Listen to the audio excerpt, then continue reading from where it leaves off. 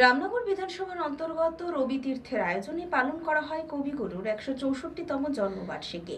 কবি প্রণামের পাশাপাশি রবি ঠাকুরের জীবনী নিয়েও আলোচনা করা হয় এই দিন মাধ্যমিক ও উচ্চ মাধ্যমিক কৃতীদের হাতে বিশেষ উপহার প্রদান করা হয়।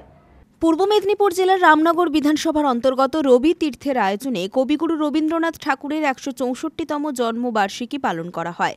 কবিগুরুর জন্মদিবসের প্রাক্কালে কবি প্রণাম ও রবীন্দ্রনাথ ঠাকুরের জীবনী নিয়ে আলোচনার মাধ্যমে অনুষ্ঠানের সূচনা হয়। কবিশ্রেষ্ঠ বিশ্বকবি রবীন্দ্রনাথ ঠাকুরকে প্রণাম জানিয়ে এবং স্মরণ করে প্রথমেই বলি, তিনি আমাদের কাছে হয়তো বিশ্বকবি নামে পরিচিত, কিন্তু তিনি শুধু যে কবি ছিলেন তা নয়। একাধারে লেখক, একাধারে ঔপন্যাসিক, একাধারে নাট্যকার, একাধারে সঙ্গীত শিল্পী, সঙ্গীতকার এবং সুরকার, সঙ্গীতকার, সবটাই। তিনি একটা কম্প্যাক্ট সাহিত্য, একদম সাহিত্য বললেও আমরা ভুল বলব না। রবীন্দ্রনাথ আমাদেরকে অনেক কিছুই শিখিয়েছেন।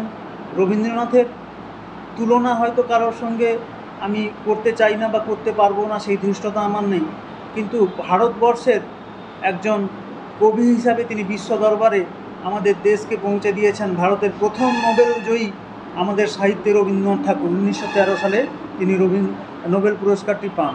অনুষ্ঠানে উপস্থিত রামনগর 1 নম্বর পঞ্চায়েত সমিতির সদস্য দীপক ষাট ছাড়াও রামনগর 1 নম্বর ব্লকের সমষ্টি উন্নয়ন আধিকারিক পূজা দেবনাথ এবং বিশিষ্টরা। রবীন্দ্রনাথের জন্মদিন, কবিগুরুর জন্মদিন, সেটা তো সবসময় আমরা জন্মদিন সবসময়ই পালন করি। গান, কবিতা, তার লেখা, তার ভাবাদর্শ সব কিছু নিয়ে। তো আজকে যখন একটা বিশেষ দিন, তো ভালো লাগছে। কবি তীর্থের অনুষ্ঠানে এসে ওনারা একটা সুন্দর প্রোগ্রামের আয়োজন করেছে, ভালো লাগছে। রবি তীর্থের আয়োজনে আজ বিশ্বকবি রবীন্দ্রনাথ ঠাকুরের 164তম জন্মদিবস উদযাপিত হলো। আজকে শুধু আমাদের বাংলায় নয়, সারা ভারতবর্ষে যেখানেই বাঙালি আছেন, আজকের এই দিনটি মহা সমারোহে পালিত হচ্ছে। 1861 সালের আজকের দিনেই কলকাতায় দেবেন্দ্রনাথ ঠাকুর ও সারদা দেবীর ঘরে জন্মগ্রহণ করেছিলেন বিশ্বকবি রবীন্দ্রনাথ ঠাকুর। তাই রবীন্দ্রনাথ ঠাকুর একটি ধনী বাঙালি পরিবারে জন্মগ্রহণ করেছিলেন। সাহিত্যের অন্যতম সম্মানিত ব্যক্তিত্ব হয়ে ওঠেন। তার কবিতা, গান, ছোট গল্প এবং উপন্যাস সকলের কাছে প্রশংসিত।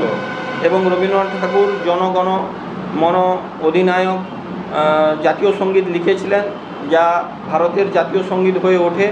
বাংলাদেশ এবং শ্রীলঙ্কার জন্য তিনি জাতীয় সঙ্গীত রচনা করেছিলেন। 1913 সালে রবীন্দ্রনাথ ঠাকুর সাহিত্যে নোবেল পুরস্কারে পুরস্কৃত হন, যা আমরা বাঙালি হিসাবে গর্ব অনুভব করি। এদিন মাধ্যমিক ও উচ্চ মাধ্যমিকের কৃতী ছাত্রছাত্রীদের হাতে বিশেষ উপহার তুলে দেওয়া হয়। সাধারণ কিছু না, ওদেরকে দিতে পেরে আমাদের মানে কি বলবো, আমাদের সংগঠন থেকে একটু বললাম, একটা সামাজিক দায়বদ্ধতা, ওরা যাতে একটু মানে ভবিষ্যতে এগোতে পারে, তার জন্য তাদেরকে একটু পাশে থাকা, এই হচ্ছে। দিনে দাঁড়িয়ে এই মঞ্চে, রবি তীর্থের মঞ্চে, আমি সবাইকে আমার রবি তীর্থের যারা সদস্যগণ আছেন প্রত্যেকে আমার আন্তরিক অভিনন্দন, শুভেচ্ছা, ভালোবাসা জানে।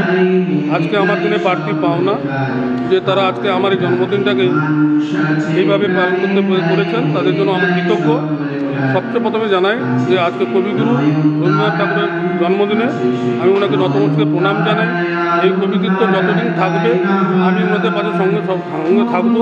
আমাদের পূর্ব মেদিনীপুরে তথা রামনগর বিধানসভা এলাকার মধ্যে হচ্ছে সাংস্কৃতিক প্রেমী মানুষ, শিক্ষাপ্রেমী মানুষ। পুলক বেরার রিপোর্ট, খবর BCBS।